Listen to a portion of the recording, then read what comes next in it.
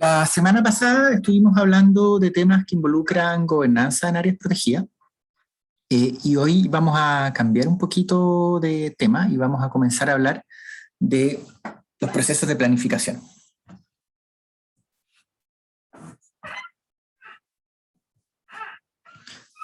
Cuando hablamos de planificación en conservación, nosotros necesitamos considerar dos objetivos clave.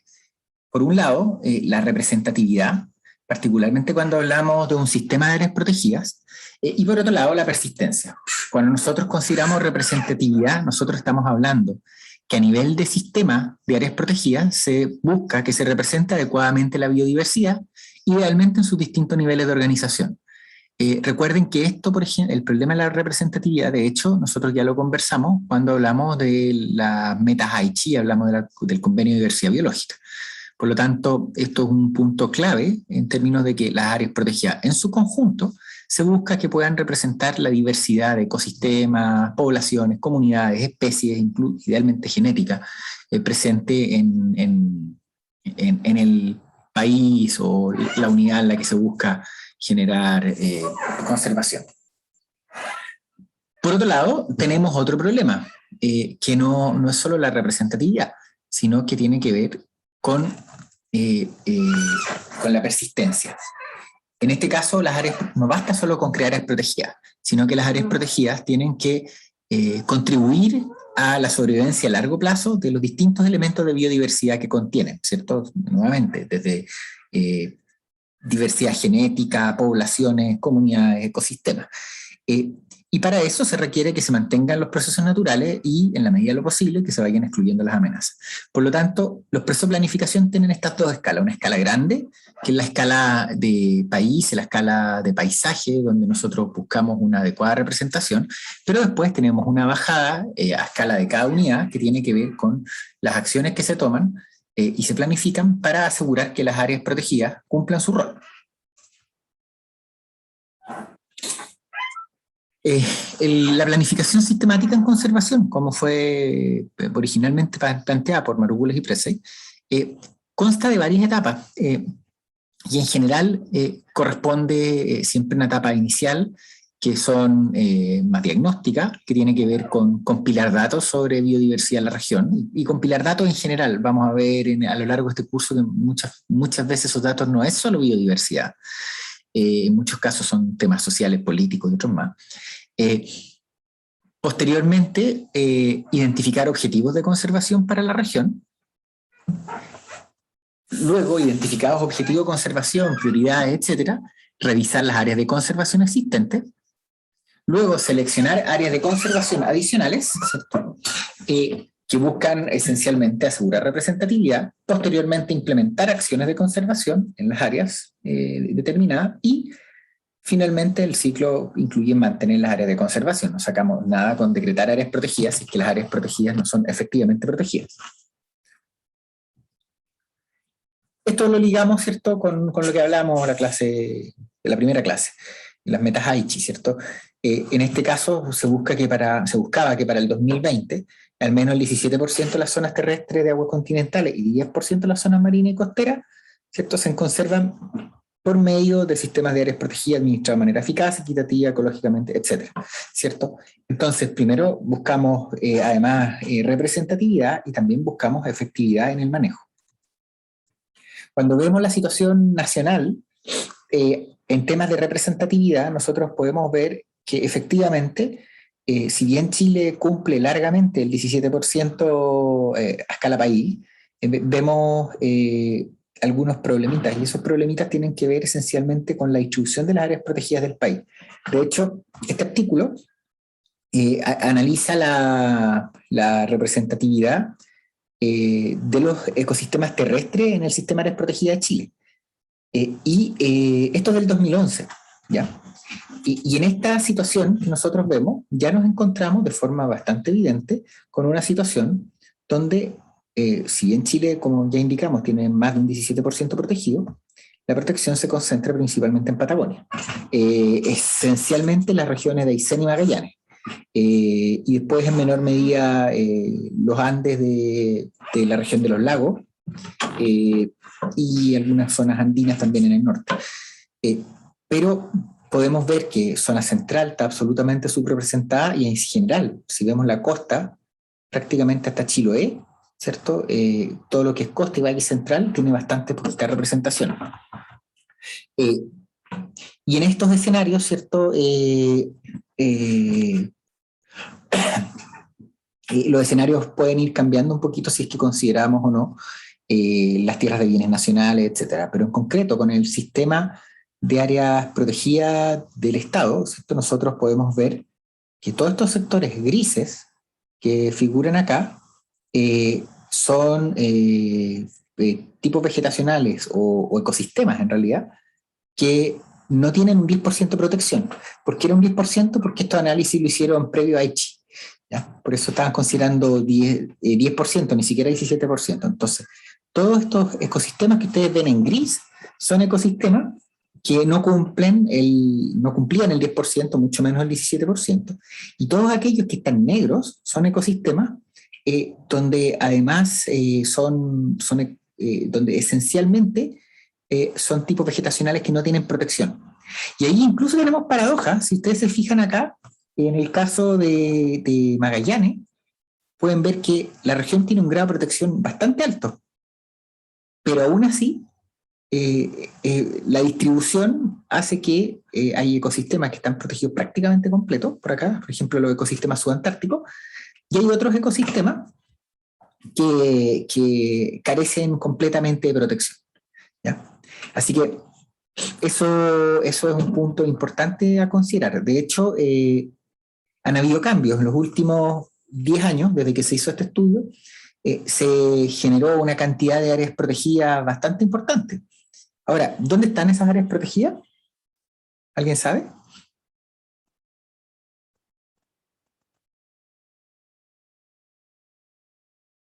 ¿Cómo había dicho, profe? Que es nuevo. Este paper es del 2011, con datos del 2009, 2010. Y ese paper muestra un problema de representatividad. Han pasado 10 años y se han creado muchas áreas protegidas en Chile, de hecho, en este periodo. Ahora, ¿dónde está el grueso de las áreas protegidas que se han creado? En el sur. Sí, exactamente, ¿cierto? Entonces se creó un número importante de áreas protegidas. ¿Dónde se crearon? De hecho, por acá algunas. Y también por acá en Aysén también. Entonces, eh, efectivamente hay un incremento importante en áreas protegidas, pero no necesariamente eso ha significado que se parchen o se resuelvan los problemas de representatividad, que se fijan, están principalmente concentrados en el norte y centro del país. La otra área protegida importante que se creó más chiquitita, o sea, aquí se creó una que estaba subrepresentado en la parte de acá, el Parque Nacional Yendegaya, se creó ahí donde está la flechita. Y acá en este todavía, si se fijan, no figura. Si miran por acá, el Parque Alerce Costero creo que no alcanza a figurar todavía. Hay un punto ahí que debe haber sido la Reserva Nacional Valdivia, que es parte de lo que pasó a constituir el Parque Alerce Costero. Entonces vemos un problema importante de representatividad, ¿ya? Y eso tiene que ver, como siempre, con temas de recursos y también con la disponibilidad de tierras para poder ser transformadas en áreas protegidas. O sea, obviamente el avance de tierras para la disponibilidad de tierras públicas para áreas protegidas es mucho mayor en esta parte del país que, por ejemplo, en la zona central. Y por otro lado, las presiones de uso también son mucho mayores en la zona central. De hecho, ustedes saben, o quizás han escuchado, una iniciativa impulsando la creación de un, que se llama Queremos Parque, en la región metropolitana, ¿cierto? Para toda la zona andina. Y es una tarea compleja, importante, pero compleja poder generar áreas protegidas en estas zonas del país.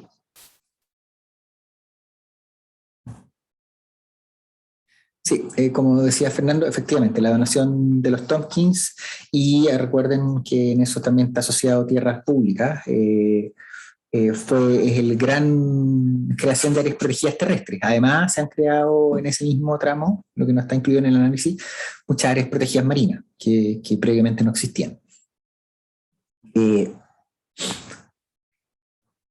Así que, y eso en perspectiva, ¿cierto? Porque yo creo que siempre recordemos mirar el vaso medio lleno y el vaso medio vacío. Entonces, el vaso medio lleno, en el vaso medio lleno tenemos que, primero, Chile tiene una superficie importante, el país protegido, ¿cierto? Y eso es un avance. Segundo, Chile tiene un sistema. Les doy como referencia, probablemente el país que es más referente en Latinoamérica junto con Chile en tema, cuando se mira desde otras partes del mundo, es Uruguay, ¿cierto? Y Uruguay tiene un sistema de áreas protegidas que todavía no tiene 20 años de antigüedad.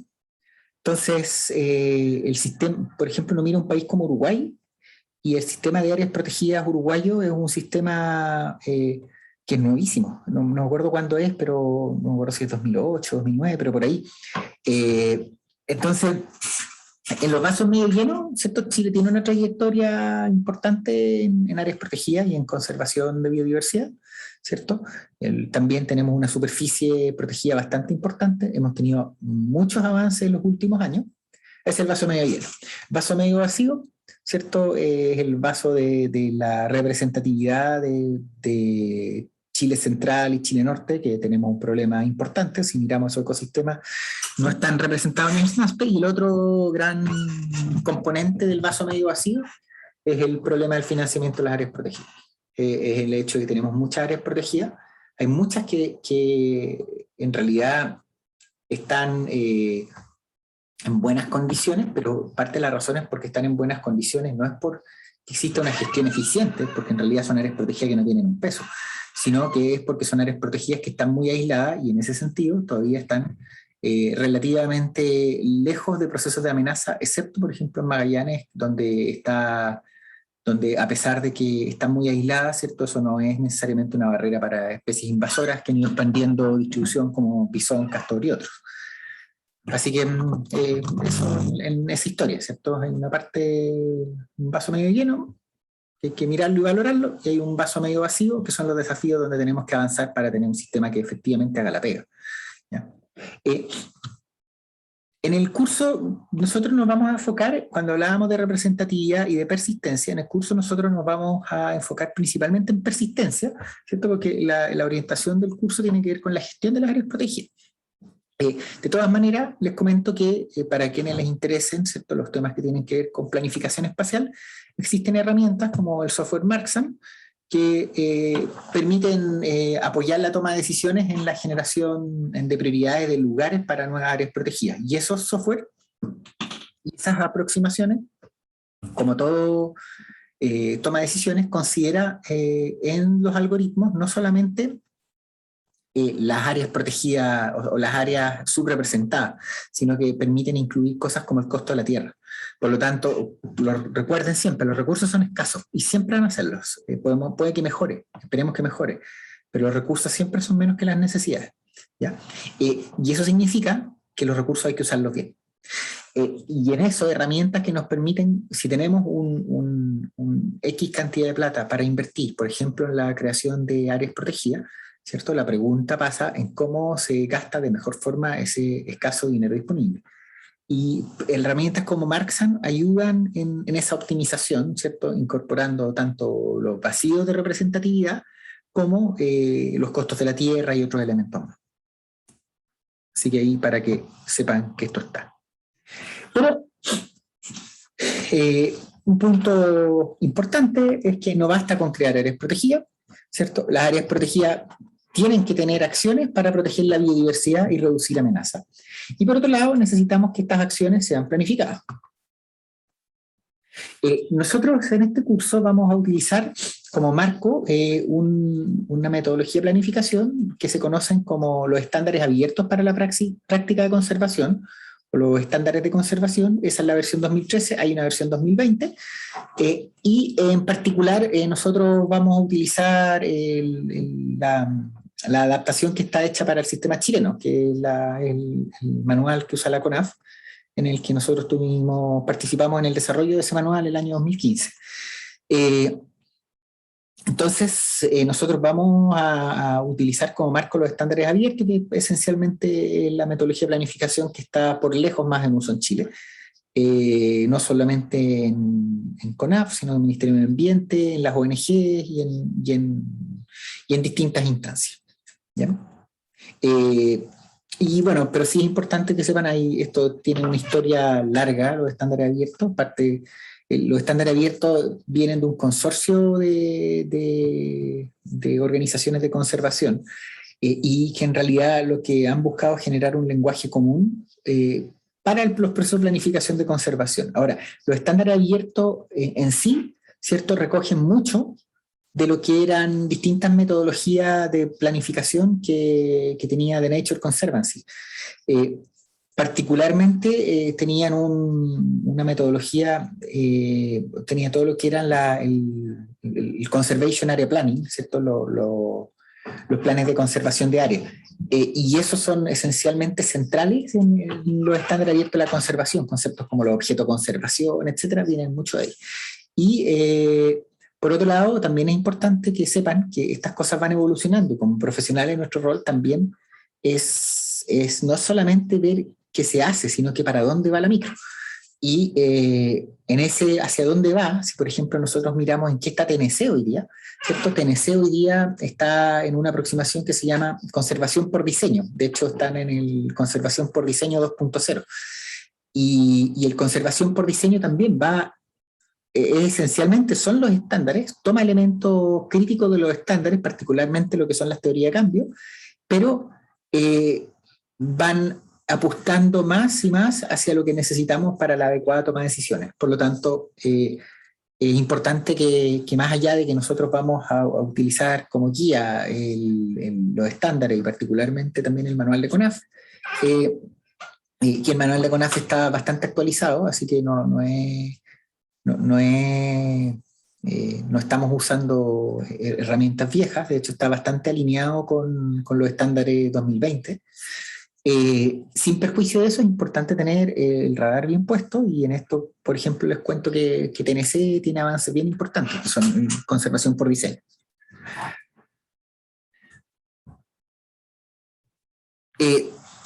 Manejo adaptativo es un concepto que se usa harto, y acá hay una distinción que es importante hacer. Particularmente que el manejo adaptativo es un proceso estructurado de toma de decisiones. No es echando a perder aprendo, ¿ya? No es prueba y error, ¿ya? Es un proceso estructurado de toma de decisiones, donde las decisiones que se toman y que se implementan son parte del proceso de aprendizaje y es parte de los elementos de adaptación, pero es un proceso que, como vamos a ir viendo, es un proceso que implica planificación, evaluar los resultados esperados, considerar escenarios alternativos, etc. Y donde el monitoreo, por ejemplo, es fundamental. ¿Por qué es fundamental? Lo he caricaturizado en otros momentos, pero no es porque queramos sacar un paper, es porque el monitoreo nos da la información que nos permite ajustar nuestro proceso de toma de decisiones, ¿ya? Y en este contexto, el aprendizaje es un medio para lograr manejo efectivo. ¿Por qué el aprendizaje? Porque tenemos, primero, mucha incertidumbre en las decisiones que se toman. Por lo tanto, en muchos casos nosotros necesitamos documentar e ir evaluando la efectividad en ese momento. Segundo, porque más allá de los aprendizajes generales, que son importantes y son fundamentales, ¿cierto? Las peculiaridades locales pueden hacer que estrategias muy útiles en ciertos lugares no sean tan útiles en otros, y estrategias que a lo mejor no fueron tan óptimas en un lugar determinado pueden ser adecuadas para nuestro contexto. Por lo tanto, el monitoreo, la documentación es fundamental para un proceso de toma de decisiones que tiene que ser basado en evidencias, tiene que ser basado también en calidad técnica del trabajo, no es, insisto, no es un echando a perder aprendo. Es una toma de decisiones estructurada, basada en evidencia, pero donde existe bastante incertidumbre, y en esa incertidumbre nosotros tenemos que tener la capacidad de poder monitorear el resultado de nuestras acciones y cambiar el rumbo o ajustar el rumbo de ser necesario.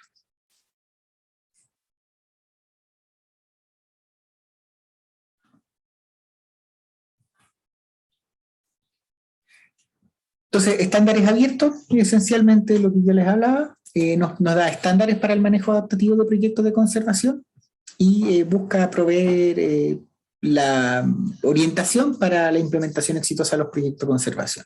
Y, como también les indicaba, genera un lenguaje común entre múltiples organizaciones. Acá tienen algunas de las que estaban en la concepción de los estándares abiertos, pero este consorcio es cada día más grande, eh, eh, eh, esencialmente permite que exista un lenguaje común entre distintas iniciativas, distintos proyectos, y aquí pueden ver algunos como la Wildlife Conservation Society, la WWF, pero también tienen acá el Wildlife Without Borders, que es un programa del Fish and Wildlife Service de Estados Unidos, está TNC, pero también está el CATIE de Costa Rica. Entonces es una agrupación bastante diversa, Foundation of Success, que es en realidad ellos son quienes llevan toda la documentación de apoyo, ellos lo trabajan. Entonces, y en esto está asociado el programa Miradi, del cual también vamos a hablar, etcétera. Entonces es una red bastante grande. En este contexto, nosotros vamos a hablar de ciclos de manejo, ¿ya? Y en los ciclos de manejo, nosotros vamos a hablar de que el proceso de planificación tiene un conjunto de macroetapas. Y en estas etapas, ¿cierto?, nosotros vamos a ir tomando decisiones que se van a ir reforzando. La primera etapa, si asumimos que hay una primera etapa, ¿cierto?, porque es un ciclo, es conceptualizar, que esencialmente tiene que ver con diagnóstico, con definición de equipo, definir cuál es la visión del proyecto de conservación, dónde vamos a poner nuestros focos de conservación, los objetos de conservación, identificar amenazas para la biodiversidad, completar el análisis de situaciones, es decir, entender las relaciones entre lo que queremos proteger, sus amenazas, los actores sociales involucrados, etcétera, etcétera, ¿cierto? Esencialmente generar un diagnóstico. A partir de nuestro diagnóstico vamos a planificar, ¿cierto? Vamos a hacer realmente lo que es el plan, que no es la etapa 1, es la etapa 2. Y un plan parte por objetivo, no por estrategia, ¿cierto? Las estrategias son caminos para alcanzar los objetivos, no al revés.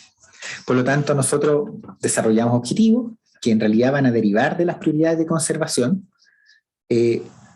Vamos a desarrollar estrategias para alcanzar estos objetivos.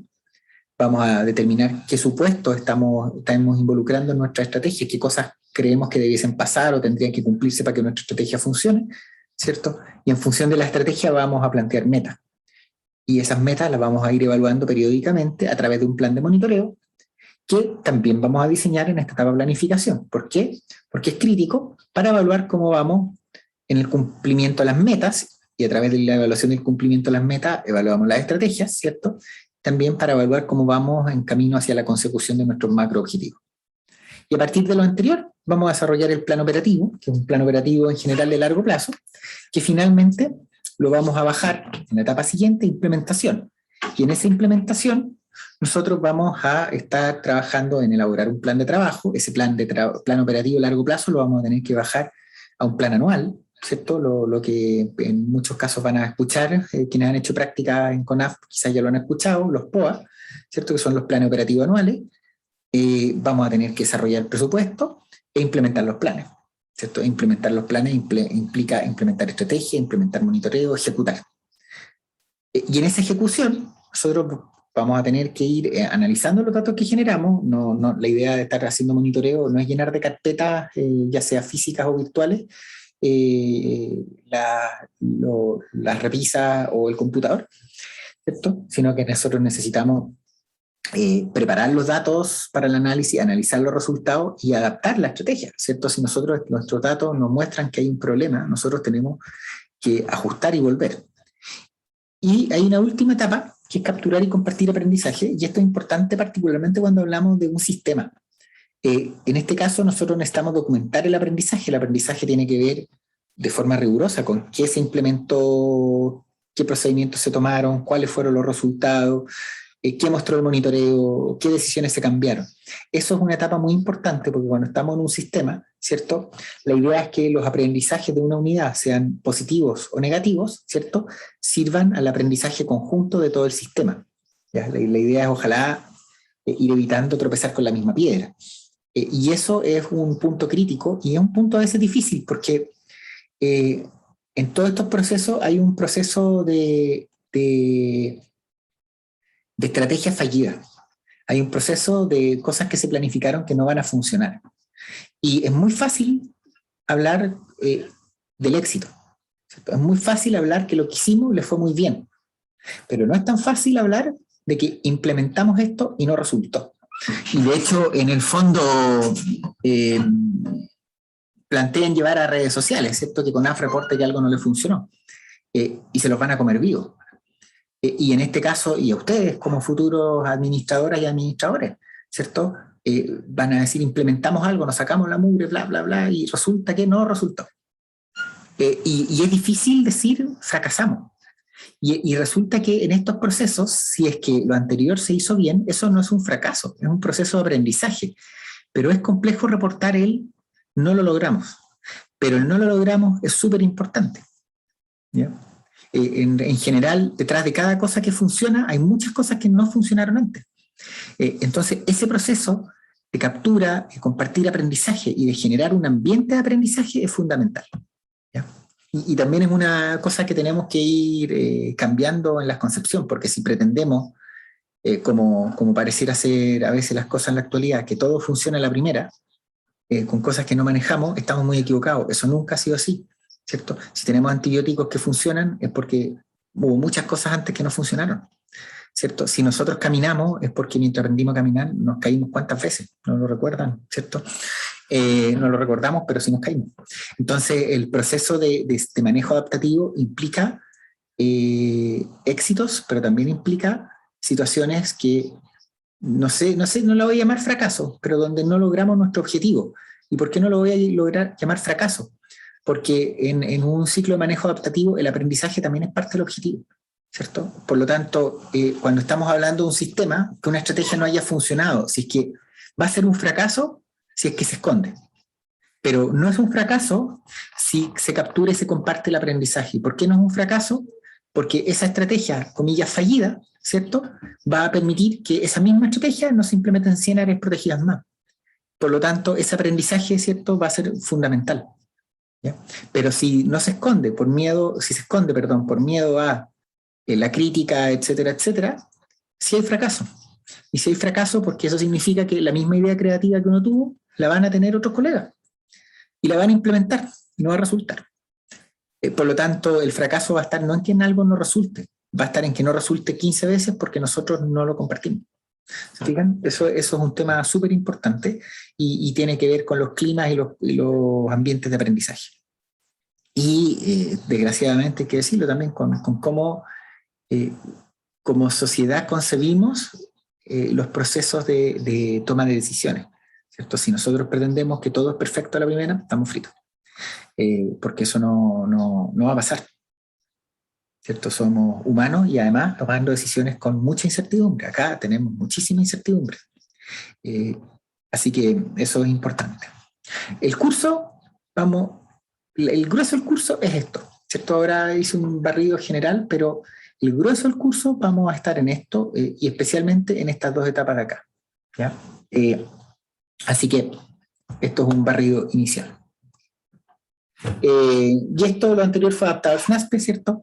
Esa fue nuestra ruedita, la del manual del 2015, no es tan bonita la ruedita que hicimos nosotros, pero fue parte de la transferencia y posteriormente hay una versión más actual de esta, que es la de CONAF 2017, pero esencialmente contempla un poco el mismo marco, tiene algunas diferencias que no están en los estándares, como por ejemplo se incluye, por ahí está la zonificación, y en los estándares no está la zonificación porque los estándares son una estrategia, un método de planificación de proyectos de conservación, no exclusivamente de manejo de áreas protegidas. Y la zonificación es una estrategia, por lo tanto es parte de lo que está acá.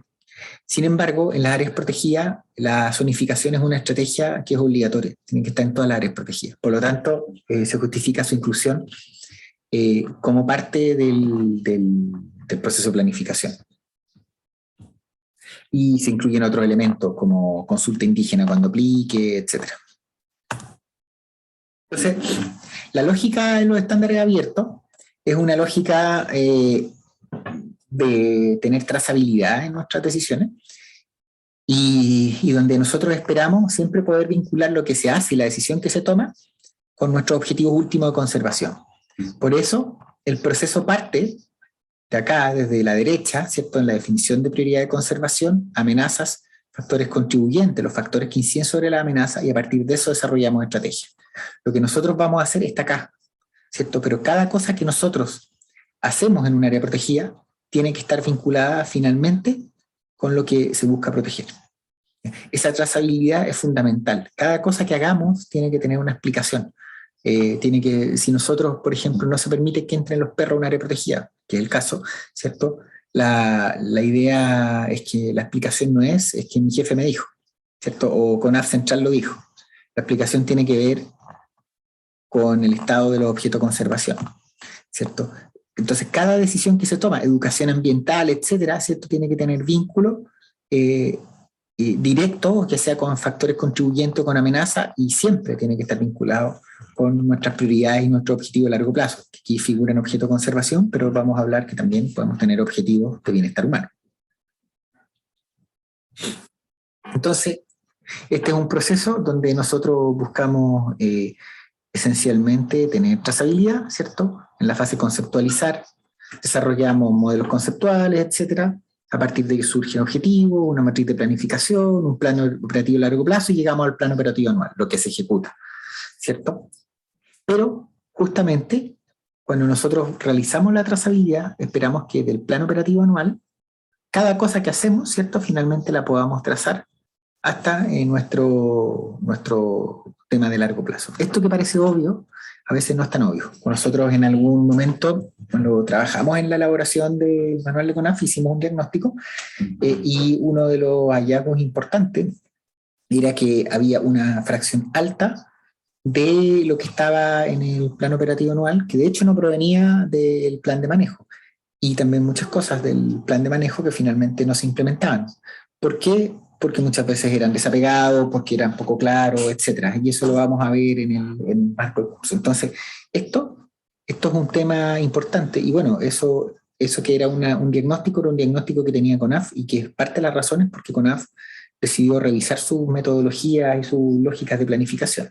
Porque justamente se necesitaba tener una mayor conexión desde la conceptualización y el plan a lo que finalmente se ejecuta, ¿cierto? Porque si no, terminamos con plan de manejo, que son documentos de escritorio, y no son documentos, no son herramientas de ejecución. Y los planes de manejo los tenemos que considerar como documentos vivos, ¿ya? No son documentos que no son adornos, son documentos para ejecutar. Hay procesos participativos. Si hacemos un proceso participativo para nada, esencialmente para crear un PDF, ¿cierto? O un librito bonito, estamos haciendo perder el tiempo a todos los actores sociales y nuestro propio tiempo.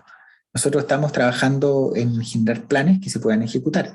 Y eso implica también tener realismo, porque hay muchas cosas que el papel aguanta todo, ¿cierto? Pero la realidad no.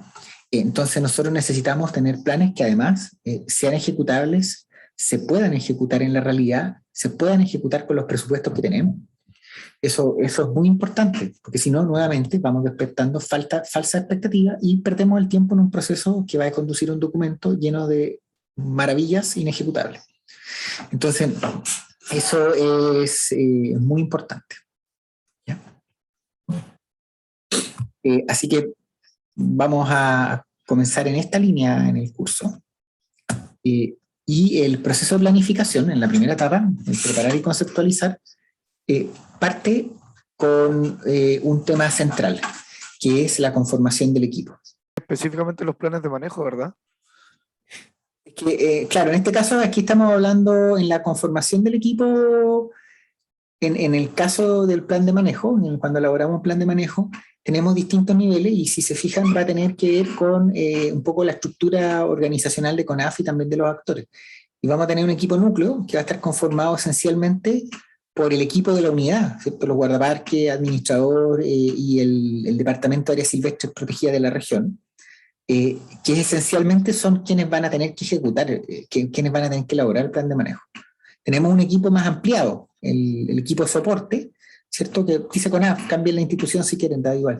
Que es el equipo que, si bien no es responsable de sacar el plan de manejo, ¿cierto? Va a apoyar, por ejemplo, en una institución como la CONAF, que es una institución grande, a lo mejor hay un especialista que es de otra región que va a poder apoyar con un tema práctico, y eso ocurre, ¿cierto? Les va a decir, oye, están armando el monitoreo, mira, eso no va a funcionar, consideren esta otra alternativa, esto lo tenemos implementado en tal lugar, es barato, se puede ejecutar.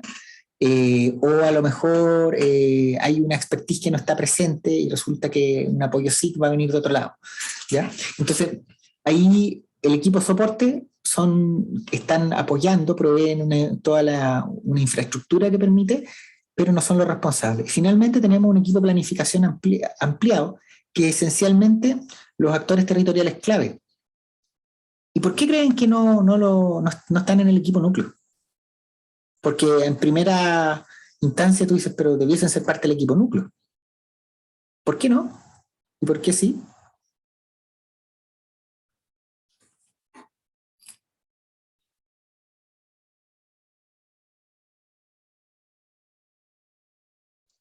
Porque son profesionales que están enfocados a otras áreas, por ejemplo, la utilización de tal vez programación, tal vez son como más especialistas o ya tienen experiencia. Ah, no, los que ya tienen experiencia pueden estar en equipo núcleo. Pero, sí, pero en el equipo núcleo tenemos en general, si se fijan acá, esencialmente quienes administran la unidad. Se fijan en el equipo núcleo, son guardaparque, administrador, departamento regional de áreas protegidas, son quienes administran la unidad. Y resulta que dentro del equipo, ¿cierto? Primero vemos un punto importante. Estamos considerando a los actores territoriales como parte del equipo, ¿cierto? Lo que llamamos equipo ampliado. Pero alguien podría decir, ¿por qué no son equipo núcleo? Entonces, ¿qué punto a favor y qué punto en contra habría de que los actores territoriales estén en el equipo núcleo? ¿Puede haber un conflicto de interés? Ya, puede existir, sí. Y más que conflicto de interés puede haber opiniones contrastantes y todo eso, porque obviamente, claro, los actores territoriales por definición tienen intereses, ¿cierto? Eso define al actor territorial. Y obviamente distintos actores territoriales van a tener distintos intereses. Pero hay un tema más importante que eso, que tiene que ver con un tema operativo. Y se los planteo. Cuando se trabaja en un proceso, ¿cierto? Hay plazos, hay fecha y hay responsable. Podemos exigirle, por ejemplo, al presidente de un sindicato de pescadores que para tal fecha tiene que tener preparado tal documento, y si no cumple, ¿qué hacemos? ¿Se fijan? Ahí hay un tema que tiene que ver el equipo núcleo, además de ser importantes, porque aquí en esto todos son importantes, ¿cierto? Pero hay un tema importante que tiene que ver con las responsabilidades, con quién finalmente va a ser responsable de que tal día, a tal hora, esté el documento. ¿Quién va a tener que rendir cuentas si es que eso está mal hecho? ¿Se fijan? Y ahí es importante, los equipos, ¿cierto? No son solo roles, comillas, de que puede decidir, no es solo, recuerden, decidir, que además acá insisto, el equipo completo decide, ¿cierto? Pero siempre está importante quién es el responsable de la decisión. Y ser responsable, cuando hablemos responsable, vamos cambiando nuestra conceptualización. La conceptualización de responsable no es quien tiene el privilegio, es quien va a tener que rendir cuenta, ¿cierto? ¿Quién se va a hacer cargo? ¿Cierto? Y eso es súper importante, porque la responsabilidad tiene que ver, y nosotros como profesionales también lo tenemos que tener claro. Nosotros cuando tomamos decisiones, cuando firmamos un informe, nosotros tomamos responsabilidad sobre lo que está ahí. Y eso es un punto muy importante, donde el equipo núcleo es crítico y es clave, pero en ese es crítico y es clave, también es quien va a tener un deadline, también va a tener que estar en tal momento, ¿cierto? Nosotros, el equipo ampliado, nosotros vamos a convocarlo, va a participar, va a tener opinión, va a ser escuchado, ¿cierto? Todo está ahí. Pero Pero si la persona decide que no quiere participar un día, puede hacerlo, ¿cierto? Si la persona decide que en realidad le pidieron algo y no lo manda, puede hacerlo, ¿cierto? El equipo núcleo no. El equipo núcleo tiene un cronograma, el equipo núcleo tiene que cumplir, tiene responsabilidades que sacar adelante. ¿Se fijan? Entonces ese es un punto importante y es fundamental porque si no contamos con las responsabilidades, el proceso no va a terminar jamás. Y que el proceso no termine jamás va a generar un problema grave a los actores territoriales también. Entonces, por eso la figura concéntrica tiene que ver con finalmente quién se hace cargo de la responsabilidad. El equipo núcleo, ¿cierto?, es el que toma la responsabilidad fundamental tanto de la planificación como también de la ejecución. De hecho, se fijan acá, quienes están acá son también quienes van a ser responsables de la ejecución posterior. ¿Ya? Entonces, esto es un punto súper importante y estamos hablando responsable con todo lo que laboralmente eso implica. ¿Ya? Así que eso es importante considerarlo. Pero no quiere decir que hayan participantes de primera o de segunda o tercera categoría, para nada. Tiene que ver simplemente con dónde están las responsabilidades, ¿cierto? Y eso va por ahí. Profe, pero el equipo de planificación CONAF igual es responsable, ¿no? Pero tal vez a un nivel más amplio que del mismo plan de una unidad en específico. Claro, es que tienen responsabilidades a distintos niveles, porque lo que ocurre es que si nosotros vemos, por ejemplo, miremos equipo soporte. El equipo soporte implica, por ejemplo, varias personas en la oficina central, en Bulnes, en Santiago.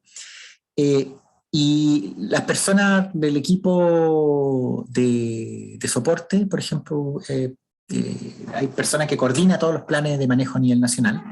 Claro, no es el responsable de ningún plan de manejo en particular, ¿cierto?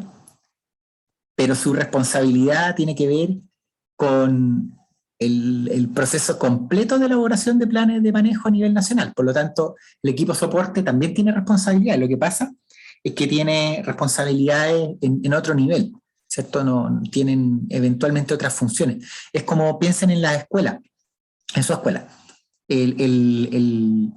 Cada profesor tiene la responsabilidad de su asignatura, ¿cierto? Yo tengo la responsabilidad de cerrarle las notas en los plazos que corresponde, de evaluarlo y todo eso, ¿cierto? Pero el director de escuela no es el responsable de que yo les haga